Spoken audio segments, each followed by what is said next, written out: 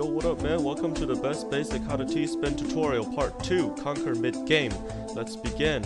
From part 1, we learned to divide the screen into 3 columns. We learned to drop that 3x3 block with a chip inside the middle column.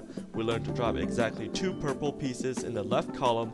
We also learned to drop 1 or 2 red Z pieces in the left column before doing our first T-spin. So after you've done all that, you'll notice that you have a small block left on the right column.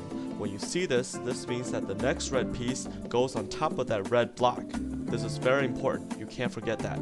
This also means that your next purple T piece will go in that gap for that T-spin. So use your hold function to make sure that the red piece always precedes the purple piece, and it alternates between red and purple. During the game, you'll notice that I drop one red piece on the left in the beginning of the game and another red sometime later, and this is typical of my games. After you have accumulated 3 or more blocks of red in the right column by doing multiple T-spins, it's time to drop a line piece for a Tetris. I usually recommend dropping the line in the space to the right rather than to the left, but sometimes you can do it both ways. The advantage you have when having the line piece to the right is that when you drop another red piece, there's a slit straight down for another line piece to drop and perform the Tetris. During battle mode, you want to drop Tetrises as quickly as possible, so I recommend not building the line of red too high before dropping a line down the right slit.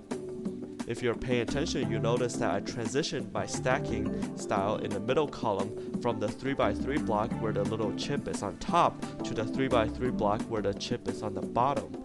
The second way of stacking that I described is a lot more flexible, and this flexibility mostly comes from the 2 extra blocks that gets pushed to the left column.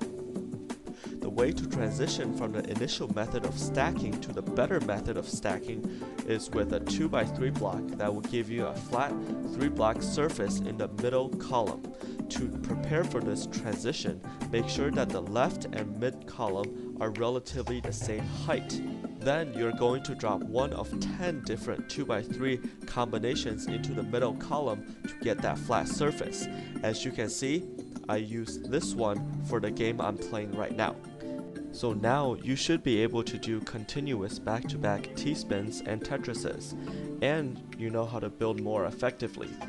I hope that you learned a lot from this important video on how to T-spin part 2, and if you haven't already, check out part 1 of the tutorial. And if you like what you see, please press the like button and subscribe to my videos. I will be showing you more advanced tips and tricks in part 3 of this tutorial series to perfect your T-spin and Tetris battle. Thanks again for watching, and I will see you in the next tutorial.